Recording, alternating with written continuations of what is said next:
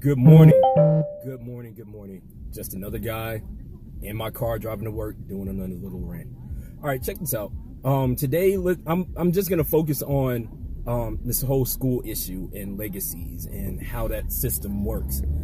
You know, and how people seem to go about certain issues a certain way. Right? Let's talk about these legacies. Just because your grandfather got into a school, or your father got in, well, your grandfather got into the school, he worked his ass off to get into the school, he gets there. So his son wants to go to the school. Guess what? They're going to let him in because his grandfather went there. He may not have had the grades to get in there, but then his grandfather got him up in there because of who he is. Or, you know, their family comes from wealth, so they buy a building, they get a building built. They put something in the funds, go, hey, I'm going to donate this much money to your school if you let my son in. You know, he's a dumbass, but we're going to let him in. Let my daughter in too. You know, because, well, and then we'll call it legacy. We'll call it a legacy.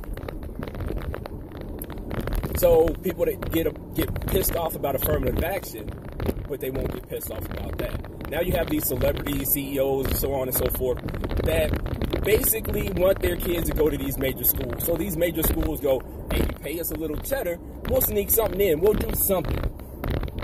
Coaches, hey, your son never did any of this stuff before, your daughter's never been on a swim team, a rowing team, anything like that, but we'll get them in. We'll put them in on a scholarship. And they get them in on a scholarship, taking it away from somebody else that actually earned it and deserved it. Somebody taking their SATs, somebody taking their placement test.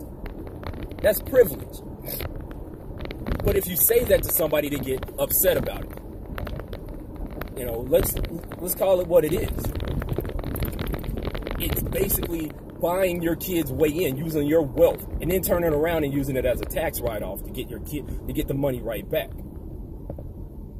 Now, if a person uses an address in a different school district, they'll send that person to prison. They'll try to do that. They'll make an example out of them. But yet, upper class, and I'm sorry, people can get mad and bitch and moan, but upper class white people get away with this shit so fucking much. There's that two-tier justice system that runs rampant in this country so badly. And people never want to pay attention to it. Understand that if you don't look at this shit, then you will never want to, because if it doesn't affect you. How can you send a mother to prison for using a different address because they want to put their kid in a school that may be a little bit better? I'm not talking about school choice and all this shit. You know, and then when they get caught, they go to prison. They make sure they go to jail.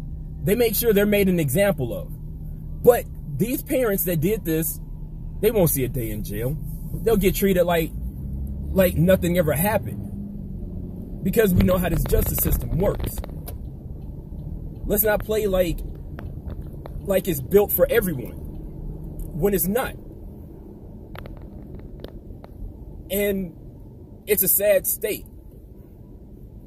You know, because we already know. Some people don't know.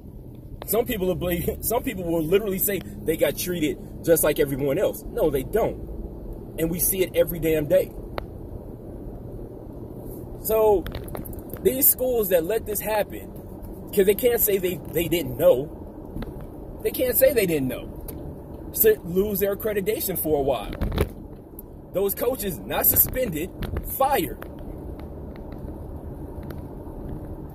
Because you're proving the only great thing that everybody has to make everybody that's supposed to be the great equalizer is education. And we're proving that is not the great equalizer. Money is just the overreach equalizer.